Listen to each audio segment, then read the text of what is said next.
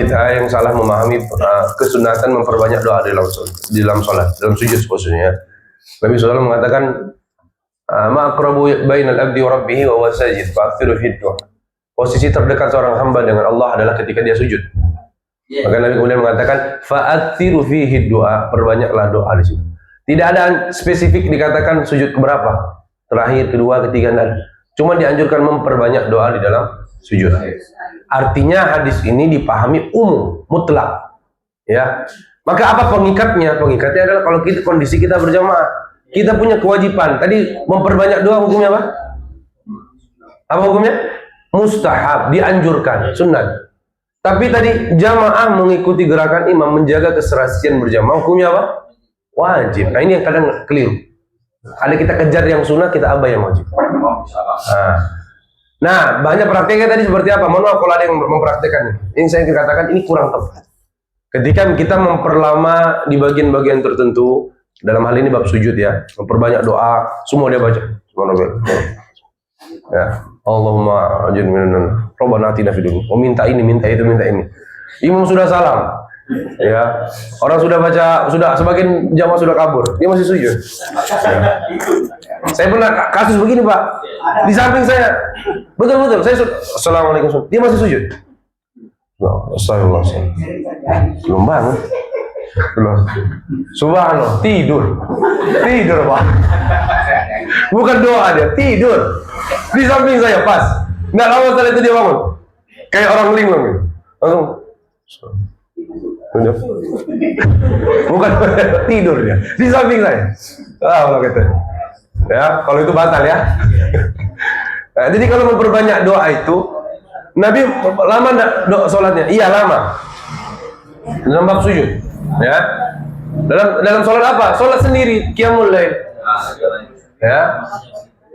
Nabi dalam riwayat disebutkan, riwayat Hudzaifah bin Yaman, Nabi dalam sujudnya panjang ya, lama sekali, selama dia ruku dan selama beliau berdiri, lama sekali ya. Ini kalau sendiri ya, perhatikan ini, jadikan catatan. Ini kalau sholat sendiri. Pernah enggak Nabi lama ketika sholat berjamaah sujudnya? Pernah. Kapan? Ketika cucunya naik di atas dia. Nah, bukan faktor bacaan lama, enggak ya, karena ada cucu naik, itu lama Nabi SAW. Kemudian para sahabat ada yang inti mungkin anak mata, oh ada lama sujud Nabi. Bukan karena Nabi sengaja melamakan, enggak. Jadi tidak tepat itu ketika kita memperlama sujud, kemudian membuat kita agak terlambat dari gerakan imam karena memperbanyak doa, tidak tepat. Jadi yang dianjurkan dalam bab ini adalah kalau kita sholat sendirian, itu mau doa semua satu buku kita baca doanya terserah lagi, tidak ada yang ganggu. Ya, tapi kalau berjamaah kita muqayyadah, kita terikat dengan keserasian berjamaah. Maka saya kalau boleh saya anjurkan baca doa yang biasa saja. Nah, kalau nanti sholat ba'diyah qobliyah lama sampai dikunci masjid terserah. Ya, enggak masalah. Ya. Dan itu boleh, betul, boleh. Dan itu enggak masalah. Nah, cuman kalau kita, dan ini satu praktik. Ini ada yang makmumnya terlalu lama, imam sudah salam dia masih sujud. Ada kasus kedua, ini yang lebih berat, imamnya lama. Ya, ada beberapa masjid tadi, dia sujud terakhir, imamnya lama sekali. Ya, tadi mungkin mengamalkan ini juga, dan ini tidak benar. Ya, makmum menunggu, mana ini imam menunggu. Bahkan saya dengar sendiri jawab, Ustaz, saking lama, mau keluar biji mata saya. Kesal dia jengkel. Imam setiap asal sujud terakhir dia lama. Ya, sampai kita nih yang ada hajat, ada perlu mau cepat. Ini saya katanya, sampai mau keluar biji mata jamaah itu, Ustaz. Saking lamanya. Dan ini juga tidak tepat. Meskipun imam yang lama. Kenapa? Kata Nabi SAW, "Idza amma ahadukumun nas falyukhaffif." Kalau kalian mengimami salat, ringankan. Fa inna fihim ad-dha'if was-sakim wal-mara wal-juhal wa dzul hajah. Karena di antara makmum itu ada yang punya perlu, ada yang sakit, ada yang bisul di keningnya, ada yang lagi pusing, ada yang lagi ada perlunya buru-buru. Nggak bisa jam lama-lama. Ya. Maka ringan. Dan ini pernah terjadi zaman Nabi. Sahabat imam sholat lama-lama. Dan memang lama sekali. Lama sekali. Diriwayatkan beliau baca surat Al-Baqarah sampai selesai. Bayangkan, Al-Baqarah sampai selesai, Pak. Itu murotal 2 jam 40 menit. Ya. 2 jam 40 menit. Sholat tarawih kita setengah jam. Ya, ini 2 jam, 2 juz lebih, 4 lembar. Ini sahabat Mu'ad di Jabal. Sampai ada makmumnya memisahkan diri, mufaraqah. Ya, karena dia ada perlu.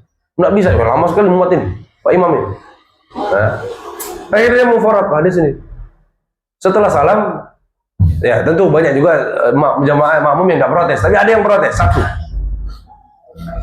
Kemudian dilapor sama Pak Imam, Pak Imam, ada jamaah tadi memisahkan diri. Pak Mu'ad bin Jabal radhiyallahu anhu, orang tidak tahan sholat itu, tidak suka sholat, orang munafik itu. Subhanallah. Sahabat yang memisahkan diri tidak terima. Sembarang tahu dia sholat terlalu lama.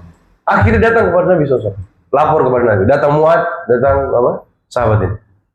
Ada apa? Ya Rasulullah, Mu'ad mengimami kami sholat lama sekali. Nah, baca Al-Baqarah. Langsung. Rasulullah, ini orang munafik Rasulullah. Tidak tahan sholat lama. Kata Mu'ad membela diri. Wallahi ya Nabi, aku mengimami mereka sebagaimana kau mengimami kami. Tidak beda, tidak kurang, tidak lebih.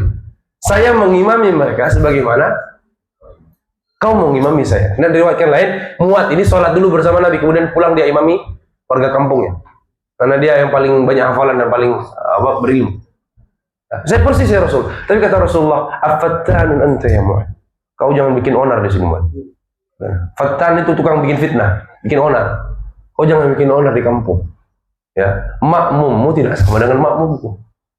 Ya. Nah, langsung muncul kalimat ini, idza amma ahadukumun nas falyukhaffif.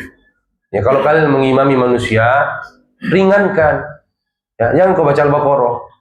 Ya, kata Nabi, baca ki wasyamsi wa duhaha, sabbih isma rabbikal a'la. Nabi sebutkan suratnya yang itu aja. Ya, sabbih isma rabbikal a'la, wasyamsi wa duhaha, wad-duha, wat-tini waz-zaitun. Baca mako itu Mu'ad. Ini paling cocok ini. Cocok lah kayak masjid kita. Ini sesuai sunnah. Ya. Ya. Bahkan